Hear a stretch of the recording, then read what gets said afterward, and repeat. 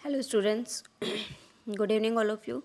तो इंट्रो हम कर चुके थे। नेक्स्ट टॉपिक है हमारा introduction of redox potential data, जिस भी सेल्स वगैरह में हम एनोड कैथोड पे जो भी हमारी सारी बातें थी वो हम कर चुके हैं। ठीक है, नेक्स्ट टॉपिक है uses of redox potential data, कि ये जो रेडॉक्स पोटेंशियल डाटा होता है वो हम किस किस के लिए यूज कर सकते हैं। ठीक है, कि रेडॉक्स पोटेंशियल डाटा को ही हमने कौन सा माना था, रिडक्शन पोटेंशियल था, उसको हमने IUPAC नोमेनक्लेचर के अकॉर्डिंग ही हमने क्या माना था कि रिडॉक्स पोटेंशियल डाटा, क्योंकि ऑक्सीडेशन पोटेंशियल होता है उसकी वैल्यू हमेशा पॉजिटिव में होती है, लेकिन जब अगर रिडक्शन पोटेंशियल होता है तो ई नोट की वैल्यू हमेशा कैसी होती है, निगेटिव में होती है। ठीक है तो अगर ये चीज़ हम पहले ही डिस्कस कर चुके हैं कि ई नोट की वैल्यू जितनी ज़्यादा नेगेटिव में होगी उतना ही वो as a strongest reductant behave करेगा, और ई नोट की वैल्यू जितनी ज़्यादा पॉजिटिव में वो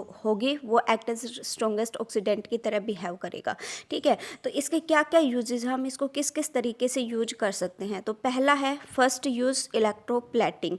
इलेक्ट्रोप्लेटिंग क्या होता है, एक ऐसा प्रोसेस होता है कि किसी भी मेटल के ऊपर या तो हम उसकी कोरोजन से प्रिवेंशन के लिए या फिर किसी भी डेकोरेटिव पर्पज़ के लिए किसी दूसरी मेटल की लेयर की कवरिंग कर देते हैं। उसी कवरिंग को हम क्या कहते हैं, इलेक्ट्रोप्लेटिंग प्रोसेस। ठीक है, electroplating is the process of plating a metal, कि किसी भी मेटल के ऊपर हम एक प्लेटिंग करते हैं या फिर कवरिंग करते हैं on to the other by hydrolysis, mostly prevent corrosion of metal और फॉर डेकोरेटिव पर्पज़। कि जैसे हम कई बार क्या देखते हैं कि हमने लोहे को हमने बाहर रख दिया। ठीक है, जैसे ही हमने लोहे को बाहर रखा तो लोहे को जैसे ही आप बाहर रखोगे और ह्यूमिडिटी जब उसके ऊपर गिरेगी तो उसका ऑक्सीडेशन हो जाता है, और जैसे ही ऑक्सीडेशन होगा तो वो क्या बना लेगा, अपना ऑक्साइड्स बना लेगा। कि जैसे ऑक्सीडेशन हुआ तो क्या बनाएगा, या तो Fe2O3 बनाएगा या क्या बनाएगा, Fe3O4 बनाएगा। ठीक है, अगर ये ऑक्साइड्स बन जाते हैं तो इसका मतलब हमारा जो आयरन मेटल थी वो आयरन मेटल के ऊपर क्या जम गया, कोई भी कोरोजन हो गया। उस कोरोजन के प्रिवेंशन के लिए हम उसके ऊपर या तो टिन मेटल की कवरिंग लगा देते हैं ताकि उसके ऊपर क्या ना जमे, उसका ऑक्सीडेशन ना हो, और ऑक्सीडेशन नहीं होगा तो उसके ऊपर ऑक्साइड की लेयर नहीं डिपॉजिट होगी, और ऑक्साइड की लेयर डिपॉजिट नहीं होगी तब तक हमारा जो आयरन है वो उसके ऊपर जंग नहीं लगेगा। ठीक है, तो इलेक्ट्रोप्लेटिंग के लिए हम यूज करते हैं। और रिडॉक्स पोटेंशियल ऑफ आयरन क्या होता है, कि जैसे आयरन का रिडॉक्स पोटेंशियल है वो है ई नोट की वैल्यू -0.44 वोल्ट, और टिन की हमने प्लेटिंग करी है तो उसका ई नोट की वैल्यू कितनी है, -0.13 वोल्ट। ठीक है, तो हम क्या करते हैं कि जिसका रिडॉक्स पोटेंशियल जितनी ज़्यादा नेगेटिव में होगा उससे कम नेगेटिव वैल्यू वाले से उसकी कवरिंग करते हैं, उसके ऊपर लेयर जमाते हैं ताकि वो अच्छे से उसके ऊपर फिक्स हो जाए। और अगर उससे ज़्यादा जैसे नेगेटिव में करेंगे कि मान लो कि यहाँ पर -0.44 से ज़्यादा अगर हम कवरिंग लेते हैं कि जिसके लिए ई नोट की वैल्यू -0.44 से ज़्यादा हो, फॉर एग्जांपल 0.58 हो, 0.78 हो, तो वो क्या करेगा, उसका फिर से क्या कर देगा, ऑक्सीडेशन कर देगा। जैसे ही ऑक्सीडेशन करेगा तो वो उसके साथ रिएक्ट करके कुछ ना कुछ फिर से बना लेता है। अब इसकी वैल्यू नेगेटिव में है तो कम है तो ये क्या करेगा, इसका ऑक्सीडेशन नहीं करेगा, और ऑक्सीडेशन नहीं करेगा तो इसका मतलब इसकी लेयर अच्छे तरीके से उसके प्रिवेंशन के लिए वहाँ पर डिपॉजिट हो जाती है। ठीक है, तो इलेक्ट्रोप्लेटिंग एक ऐसा प्रोसेस होता है जिसको हम क्या, एक ऐसा प्रोसेस होता है जिसमें हम किसी भी मेटल के ऊपर एक अदर मेटल की कवरिंग करते हैं ताकि वो कोरोजन से प्रिवेंट रहे, या फिर हम किसी भी डेकोरेटिव पर्पज़ के लिए उनकी कवरिंग करते हैं। उसी कवरिंग को हम क्या नाम देते हैं, इलेक्ट्रोप्लेटिंग। और हमें कवरिंग किसकी करनी है, कि अगर कोई भी मेटल है हमारे पास उसके लिए ई नोट की वैल्यू -0.44 है तो उससे कम नेगेटिव वैल्यू वाले मेटल से ही हम उसकी कवरिंग करेंगे, उससे ज़्यादा नेगेटिव वाली वैल्यू से हम उसकी कवरिंग नहीं करेंगे। ठीक है, next, to prediction of cathode and anode, कि इससे हम इनोड की वैल्यू से हम कैथोड और एनोड का भी प्रिडिक्शन कर सकते हैं, कि हम ये बता सकते हैं कि हमारे पास सेल है, गैल्वेनिक सेल में दो चीज़ें होती हैं, दो इलेक्ट्रोड्स होते हैं, कौन कौन से, एक तो कैथोड और दूसरा कैसा होता है, एनोड। तो उसकी वैल्यू से, रिडोक्स पोटेंशियल डाटा की वैल्यू से हम ये भी बता सकते हैं कि किसी भी सेल के लिए ये कैथोड है और ये कौन सा है, एनोड। कि ये तो हमने देखा था कि लोन हमने पढ़ा था एक, कि LOAN की जहाँ पर लेफ्ट साइड में होता है सेल की, जब पूरी रिएक्शन हम लिखते हैं नेट सेल रिएक्शन, तो उसमें लेफ्ट साइड में क्या होता है, ऑक्सीडेशन, और वो कहाँ पर होता है, एनोड के ऊपर। ठीक है, लेकिन अगर ये चीज़ें ध्यान ना रहे तो फिर क्या करोगे, कैथोड और एनोड के प्रिडिक्शन के लिए हम इनोड की वैल्यू चेक करेंगे, कि जिसके लिए इनोड की वैल्यू कम है वो तो किसका काम करेगा, एनोड का काम करेगा, और जिसके लिए हाई इनोड की वैल्यू हाई होगी वो किसका काम करेगा, कैथोड का काम करेगा। ठीक है,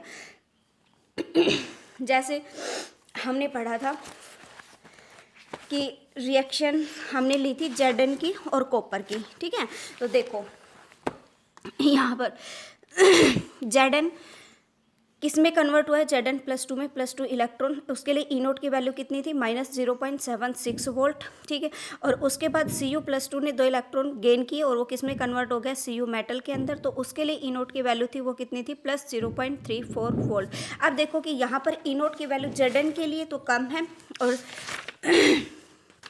जिंक वाले के लिए कम है, क्योंकि किस में है, माइनस में है, और Cu वाले के लिए ज़्यादा है, तो हम क्या कहेंगे, जिंक वाले के लिए कम है तो जिंक वाला कौन है, एनोड, और Cu के लिए ज़्यादा है क्योंकि Cu के लिए पॉजिटिव में है इनोड की वैल्यू, Cu के लिए ज़्यादा है तो हम उसको क्या कहेंगे, कैथोड। ठीक है, उसके बाद देखो थर्ड पॉइंट में कि comparison of the relative strength of the oxidizing and reducing agent, कि हम क्या करते हैं कई बार कि कंपैरिजन कर सकते हैं उनके ऑक्सीडाइजिंग और रिड्यूसिंग एजेंट का कंपैरिजन कर सकते हैं, और वो हम पहले ही पढ़ चुके हैं। वो किसके ऊपर डिपेंड करेगा, इनोड की वैल्यू के ऊपर डिपेंड करेगा। The value of standard reduction potential to measure the strength of oxidizing और रिड्यूसिंग एजेंट, की जो इनोड की वैल्यू है वो ही हमें ये बता देती है कि कौन सा स्ट्रोंगेस्ट ऑक्सीडेंट है और कौन सा स्ट्रोंगेस्ट रिडक्टेंट है, वो हम पहले ही पढ़ के आ चुके हैं। ठीक है, कि जहाँ पर more the negative value of reduction potential, की इनोड की वैल्यू जितनी ज़्यादा नेगेटिव में होगी, more is the tendency to lose the electrons, वो उतनी ही जल्दी इलेक्ट्रॉनों को क्या करेगा, लूज करेगा। अगर इलेक्ट्रॉनों को लूज करेगा तो greater is the tendency to undergo oxidation process, और जैसे ही वो इलेक्ट्रॉनों को लूज करेगा, जैसे हमने एग्जांपल के लिए पढ़ा था कि Zn, ठीक है, Zn क्या किया, 2 इलेक्ट्रॉनों को लूज किया और किस में कन्वर्ट हो गया, +2 में। तो यहाँ पर इसकी ऑक्सीडेशन स्टेट कितनी थी, 0, और यहाँ पर कितनी आ गई, +2 आ गई। तो 0 से जब वो +2 में कन्वर्ट हुआ है, इसका मतलब यहाँ पर कौन सा प्रोसेस चल रहा है, ऑक्सीडेशन। तो ये कहता है कि जिसके लिए जितनी ज़्यादा इनोड की वैल्यू नेगेटिव में होगी, वो उतनी ही जल्दी इलेक्ट्रॉनों को लूज करेगा, और जितनी जल्दी इलेक्ट्रॉनों को लूज करेगा उतना ही उसके अंदर ऑक्सीडेशन प्रोसेस होगा, वो फास्ट होगा। ऑक्सीडेशन प्रोसेस अगर फास्ट हो रहा है तो वो किसकी तरह बिहेव करेगा, act as reducing agent. Clear. For example हमने पढ़ा था कि लिथियम के लिए इनोड की जो वैल्यू होती है वो सबसे ज़्यादा नेगेटिव में होती है, -3.05 होती है, तो वो पूरी पीरियोडिक टेबल के अंदर स्ट्रॉन्गेस्ट रिड्यूसिंग एजेंट की तरह बिहेव करता है। ठीक है, उसका जस्ट अपोजिट की more the positive value of reduction potential, की इनोड की वैल्यू जितनी ज़्यादा पॉजिटिव में होगी वो उतनी ही इलेक्ट्रॉनों को गेन करने की टेंडेंसी उसके अंदर उतनी ही ज़्यादा होगी, और अगर इलेक्ट्रॉनों को गेन कर रहा है तो इसका मतलब कौन सा प्रोसेस होगा, रिडक्शन, और अगर रिडक्शन प्रोसेस होगा तो किसकी तरह बिहेव करेगा, act as strongest oxidizing agent. ठीक है, फॉर एग्जाम्पल हमने पढ़ा था कि F2 has maximum positive value of E nought, के F2 के लिए जो इनोड की वैल्यू होती है वो सबसे ज़्यादा पॉजिटिव में होती है, इसलिए वो किसकी तरह बिहेव करता है, स्ट्रॉन्गेस्ट ऑक्सीडेंट की तरह बिहेव करता है। ठीक है, उसके बाद देखो कि प्रिडिक्शन दो प्रोसेस बिल्कुल क्लियर हो गए कि पहला पॉइंट है कि यूजेस किस किस के अंदर यूज कर सकते हैं, कि पहला इलेक्ट्रोप्लेटिंग के अंदर, और दूसरा क्या है कि हम कैथोड और एनोड का पता कर सकते हैं कि जिसके लिए रिडक्शन पोटेंशियल इनोड की वैल्यू कम होगी वो एनोड का काम करेगा, और जिसके लिए इनोड की वैल्यू ज़्यादा होगी वो किसका काम करेगा, कैथोड का काम करेगा। और इलेक्ट्रोप्लेटिंग होती है वो एक सिंपल प्रोसेस होता है कि किसी भी मेटल के ऊपर हम अगर अदर मेटल की कवरिंग लगा देते हैं तो उसी कवरिंग को हम क्या नाम देते हैं, इलेक्ट्रोप्लेटिंग। और हमें कवरिंग किसकी लगानी है कि अगर किसी को मेटल का रिडक्शन पोटेंशियल से ज़्यादा ज़्यादा नेगेटिव वाले वैल्यू का कवरिंग लगा दी है तो उसका ऑक्सीडेशन हो जाएगा, और ऑक्सीडेशन होगा तो वो कुछ और ही नया प्रोडक्ट बना देगा। ठीक है, तो हमें किसकी कवरिंग करनी है, उससे कम नेगेटिव वैल्यू वाली मेटल की। ठीक है, तीसरा है हम उनके ऑक्सीडाइजिंग और रिड्यूसिंग एजेंट का पता कर सकते हैं कि इनोड की वैल्यू जितनी ज़्यादा नेगेटिव में होगी वो उतना ही ऑक्सीडेशन प्रोसेस फास्ट होगा, और ऑक्सीडेशन प्रोसेस अगर फास्ट होगा तो वहाँ पर वो स्ट्रॉन्गेस्ट रिड्यूसिंग एजेंट की तरह बिहेव करेगा। और अगर जिसके लिए इनोड की वैल्यू जितनी ज़्यादा पॉजिटिव में होगी वो उतना ही रिडक्शन प्रोसेस फास्ट करेगा, और वो किसकी तरह बिहेव करेगा, स्ट्रॉन्गेस्ट ऑक्सीडेंट की तरह। ठीक है, फोर्थ पॉइंट है कि prediction of spontaneity for a chemical reaction, की अगर मान लो कोई रिएक्शन हो रही है या नहीं हो रही, हम उसका भी पता रिडोक्स पोटेंशियल से लगा सकते हैं। ठीक है, वो कैसे लगाएंगे, हमें if the value of inode of cell is positive then the reaction will be spontaneously occurred, कि inode of cell अगर पॉजिटिव में है तो हम कह देंगे उसके लिए कि वो रिएक्शन हो रही है, आगे प्रोसीड कर रही है, मतलब रिएक्टेंट से क्या बन रहा है, प्रोडक्ट बन रहा है। ठीक है, और अगर इनोड ऑफ सेल किस में है, पॉजिटिव में है, सॉरी नेगेटिव में है, तो वो रिएक्शन फास्ट नहीं होगी। इसका मतलब रिएक्टेंट से प्रोडक्ट जब बन रहा है तो वो नहीं बनेगा। क्लियर हो गया कि अगर इनोड की वैल्यू पॉजिटिव में है तो हम कह सकते हैं कि उसके लिए वो रिएक्शन आगे प्रोसीड हो रही है, कि वहाँ से रिएक्टेंट से किस में कन्वर्ट हो रहा है, रिएक्टेंट प्रोडक्ट के अंदर। लेकिन अगर किसी के लिए इनोड की वैल्यू नेगेटिव में है तो हम क्या कहेंगे कि देखो सिंपल सी बात है, ये कैसे कहा है कि E nought of cell is negative में है तो वो रिएक्शन प्रोसीड नहीं हो रही है। क्यों नहीं हो रही है, देखो कि रिडक्शन प्रोसेस में क्या होता है कि मान लो ऑक्सीडेशन स्टेट वाली डेफिनेशन के हिसाब से हम लेके चलते हैं कि अगर आप ऑक्सीडेशन वाले स्टेट के हिसाब से लोगे तो रिडक्शन हम क्या करते हैं, रिडक्शन में क्या होता है, गेन ऑफ इलेक्ट्रॉन्स, यही होता है। देखो अब उसके बाद Cu+2, हमारे पास एक ही रिएक्शन थी, हमने पढ़ी थी ये वाली कि Cu+2 ने 2 इलेक्ट्रॉन गेन किए और वो किस में कन्वर्ट हो गया, Cu+2 के अंदर, सॉरी Cu मेटल के अंदर। ठीक है, अब जब अगर आपको पता है कि जो Cu है वो किस ब्लॉक से बिलोंग करती है, डी ब्लॉक से बिलोंग करती है, और डी ब्लॉक की जो मेटल्स होती हैं वो लेस रिएक्टिव होती हैं as compare to S block. ठीक है, इसका मतलब इसकी रिएक्टिविटी कम है, और अगर रिएक्टिविटी कम है तो इसका मतलब ये आगे इतना जल्दी रिएक्ट करने के लिए तैयार होगा भी नहीं। वैसे सिंपल कि सबसे पहली बात तो ये है कि अगर फर्स्ट रीजन तो ये हो गया कि ये लेस रिएक्टिव होती हैं क्योंकि डी ब्लॉक से बिलोंग करती हैं। सेकंड रीजन अगर आप इसका देखोगे तो Cu का जब आप इलेक्ट्रॉनिक कॉन्फ़िगरेशन लिखते हो तो क्या आता है, 3d10 4s1। इसका जो इलेक्ट्रॉनिक कॉन्फ़िगरेशन होता है, डी ऑर्बिटल्स कैसे होते हैं, फुली फिल्ड होते हैं, और ये हम पहले ही पढ़ के आ चुके हैं कि हाफ फिल्ड और more filled orbitals are more stable as compare to partially filled. ठीक है, तो इसकी वजह से हम बोल सकते हैं कि इनके लिए इनोड की वैल्यू अगर जितनी ज़्यादा नेगेटिव में होगी तो वहाँ पर रिएक्शन प्रोसीड नहीं होगी, और जिसके लिए जितनी ज़्यादा Zn+2 में देखो कि यहाँ पर तो एक पॉसिबिलिटी ये बन सकती है कि 4s में एक इलेक्ट्रॉन है, लेकिन अगर मैं Zn की बात करूँ तो Zn कन्वर्ट होगा किसमें, Zn+2 के अंदर। तो यहाँ पर कौन सा प्रोसेस हो रहा है, ऑक्सीडेशन प्रोसेस, कि Zn किस में कन्वर्ट हुआ है, Zn+2 में। जैसे ही जिंक का हम इलेक्ट्रॉनिक कॉन्फ़िगरेशन देखेंगे तो 3d10 4s2 यहाँ यहाँ पर तो d ऑर्बिटल्स भी और s ऑर्बिटल्स भी दोनों ही क्या हैं, फुली फिल्ड हैं, और दोनों ही फुली फिल्ड हैं, तो इसके पास कोई चांसेस है ही नहीं कि ये आगे रिएक्ट करेगा। इसके पास तो एक पॉसिबिलिटी है कि ये 4s वाला है वो कैसा है, हाफ फिल्ड है। तो हाफ फिल्ड और फुली फिल्ड को जब आप कंपेयर करोगे तो 1% इसका चांस तो बन सकता है, लेकिन इसका तो कभी भी किसी भी कंडीशन के अंदर चांस बनेगा ही नहीं। ठीक है, तो इसके लिए ई नोट की वैल्यू किस में है, Zn के लिए नेगेटिव में है, कितनी थी, -0.76 वोल्ट।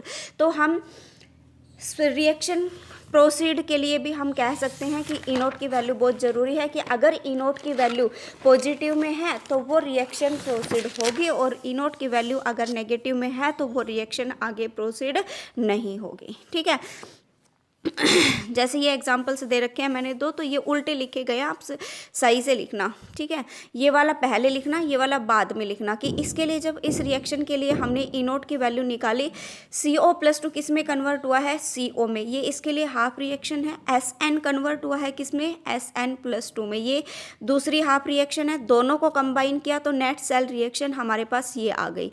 ठीक है, इसके लिए जब CO+2 किस में कन्वर्ट हुआ था, CO में, तो उसके लिए ई नोट की वैल्यू कितनी है हमारे पास, -0.28 वोल्ट, और ई नोट की वैल्यू जब SN कन्वर्ट हुआ है किस में, SN2 में, तो हमारे पास कितनी वैल्यू आएगी इसकी, 0.14 वोल्ट। ठीक है, ई नोट ऑफ सेल एक फॉर्मूला मैंने बताया था कैसे निकालोगे, E note of cathode minus E note of anode. अभी हमने प्रिडिक्शन किया है कि कैथोड और एनोड कौन कौन से होते हैं। तो कैथोड कौन होगा, जिसके लिए रिडक्शन पोटेंशियल की वैल्यू हाई होगी। ठीक है, तो देखो यहाँ पर ई नोट ऑफ सेल ये कैथोड पर कि CO+2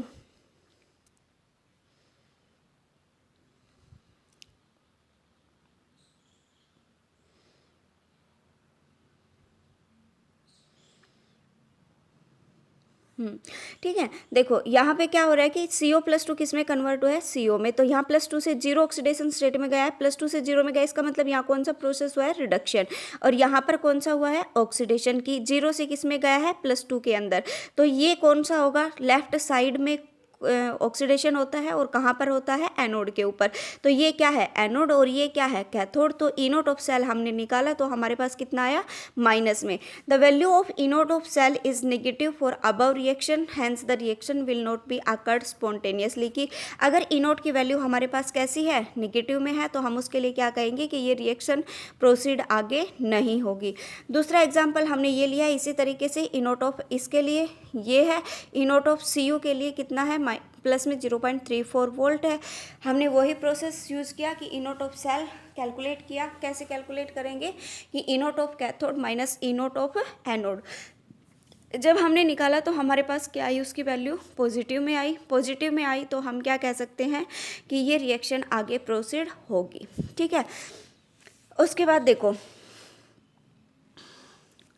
कि अगर prediction reactions in the laboratory from redox potential, कि हम यहाँ पर रिएक्शन हमने ये पता कर लिया कि कौन सा कैथोड है कौन सा एनोड है, फिर उसके बाद हमने रिएक्शन को भी पता कर लिया कि कौन सी रिएक्शन हो रही है और कौन सी रिएक्शन नहीं हो रही है। जिसके लिए ई नोट की वैल्यू पॉजिटिव है वो तो स्पॉन्टेनियस रिएक्शन होगी, मतलब अपने आप होगी, और अगर ई नोट की वैल्यू नेगेटिव में है तो वो रिएक्शन आगे प्रोसीड नहीं होगी। उसके बाद देखो कि हम अगर रिडॉक्स पोटेंशियल के हिसाब से हम यूँ भी बता सकते हैं रिडॉक्स पोटेंशियल की वैल्यू से कि यहाँ पर ये लेबोरेटरी के अंदर रिएक्शन हो रही है या नहीं। मतलब ऊपर वाले तो रिएक्शन को जब हमने ई नोट की वैल्यू से हमने देखा है तो वो तो हमने देखा थ्योरेटिकली, और अब हम कहाँ पर एक्सपेरिमेंट कर रहे हैं, लैब के अंदर। तो इसकी वैल्यू एक्सपेरिमेंटली भी हम ये कैलकुलेट कर सकते हैं, बता सकते हैं कि एक्सपेरिमेंटली भी ये रिएक्शन प्रोसीड हो रही है या फिर नहीं हो रही। ई नोट की वैल्यू जितनी ज़्यादा नेगेटिव में होगी the substances act as reducing agent. अभी पढ़ के आए हैं, बहुत बार पढ़ लिया कि ई नोट की वैल्यू जितनी ज़्यादा नेगेटिव में होगी वो किसकी तरह बिहेव करेगा, act as strong reducing agent, and the half cell act as anode. और जो हाफ सेल रिएक्शन होगी वो किसके ऊपर होगी, एनोड के ऊपर होगी। ठीक है, ई नोट की वैल्यू अगर पॉजिटिव में है तो the substance will react as oxidizing agent, की ई नोट की वैल्यू जितनी ज़्यादा पॉजिटिव में होगी वो सब्सटेंस किसकी तरह बिहेव करेगा, स्ट्रॉन्गेस्ट ऑक्सीडाइजिंग एजेंट की तरह बिहेव करेगा। और जो हाफ सेल रिएक्शन होगी वो किस इलेक्ट्रोड के ऊपर होगी, कैथोड के ऊपर होगी। ठीक है, तो when both the half cell reactions are connected to each other, हमने दोनों को क्या कर दिया, हाफ सेल को आपस में ऐड कर दिया। Then redox reaction will be occurred and then calculate E note of cell, और हमने जब दोनों हाफ रिएक्शंस को आपस में कंबाइन कर दिया तो हम क्या कहते हैं कि वहाँ पर रिडोक्स रिएक्शन हो रही है, कि आधी रिएक्शन में तो क्या हो रहा है, ऑक्सीडेशन, और आधी रिएक्शन में क्या हो रहा है, रिडक्शन। तो जब रिडक्शन और ऑक्सीडेशन साइमल्टेनियसली होती हैं तो उस प्रोसेस को ही हम क्या नाम देते हैं, redox reaction. And then calculate E note of cell, और हम कैलकुलेट कर सकते हैं कि E note of cell is equal to E note of cathode minus E note of anode. अब देखो कि यहाँ पर लेबोरेटरी में कैसे पता चलेगा, कि जब अगर हमने ई नोट ऑफ सेल कैलकुलेट कर लिया, कि हमें पहले देखा कि ई नोट की वैल्यू से कि कौन सा तो कैथोड है और कौन सा एनोड है, कौन स्ट्रॉन्ग रिड्यूसिंग एजेंट की तरह बिहेव करता है और कौन स्ट्रॉन्ग ऑक्सीडाइजिंग एजेंट की तरह बिहेव करता है। अगर रिड्यूसिंग एजेंट की तरह बिहेव कर रहा है तो इसका मतलब वो ऑक्सीडेशन हो रहा है वहाँ पर, और ऑक्सीडेशन कहाँ पर होगा, एनोड पर होगा। ठीक है, तो E note of cell calculate करने के बाद अगर हमारे पास E note of cell is 0.6 volt और मोर देन 0.6 वोल्ट आता है, कि या तो 0.6 आ जाए या 0.6 से ज़्यादा हो जाए, तो हम क्या कहेंगे, then the reaction will be occurred, कि ये रिएक्शन प्रोसीड होगी। लेकिन अगर E note of cell 0.6 volt से कम होगा तो हम क्या कहेंगे कि ये रिएक्शन आगे प्रोसीड नहीं होगी। ठीक है, ये लैब की बात हुई है, मतलब ये एक्सपेरिमेंटली और थ्योरेटिकली दोनों बता सकता है कि कौन सी रिएक्शन आगे स्पॉन्टेनियसली होगी या फिर कौन सी रिएक्शन आगे स्पॉन्टेनियसली नहीं होगी। Prediction the metals to liberate H2 gas from acids, की कुछ एक मेटल्स होती हैं वो हाइड्रोजन गैस को लिबरेट करती हैं जब अपने वो किसके साथ कंबाइन होती हैं, एसिड्स के साथ। ठीक है, तो the elements with negative value of electrode potential to react with protonic acid to liberate H2 gas, की ये कहता है कि जो भी एलिमेंट्स जिसके लिए ई नोट की वैल्यू किस में होगी, नेगेटिव में होगी। ठीक है, तो हमने दो रिएक्शन पढ़ी थी, एक Zn की रिएक्शन पढ़ी और दूसरी किसकी पढ़ी, Cu की पढ़ी।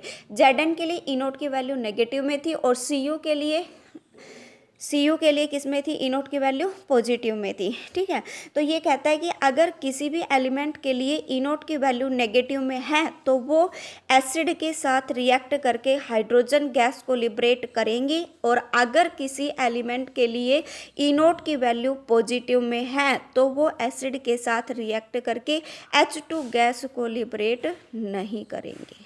ठीक है, बस तो ये थे uses of redox potential data. तो ये समझ आ गया कि जहाँ ई नोट की वैल्यू नेगेटिव में है वो तो H2 गैस को लिबरेट करेंगी, और जहाँ पर ई नोट की वैल्यू किस में है, पॉजिटिव में, वो H2 गैस को लिबरेट नहीं करेंगी। देखो Cu प्लस H2SO4 के साथ कंबाइन हुआ, रिएक्ट किया तो क्या बनाया, CuSO4 प्लस में SO2 प्लस में 2H2O। ठीक है, तो यहाँ पर किसी भी हाइड्रोजन गैस का लिबरेशन नहीं हुआ, लेकिन यहाँ पर ई नोट की वैल्यू किस में थी, नेगेटिव में, तो यहाँ पर ZnSO4 प्लस में क्या बन गया, H2, तो यहाँ पर हाइड्रोजन गैस का क्या हुआ है, लिबरेशन हुआ है। क्लियर, नेक्स्ट टॉपिक कल।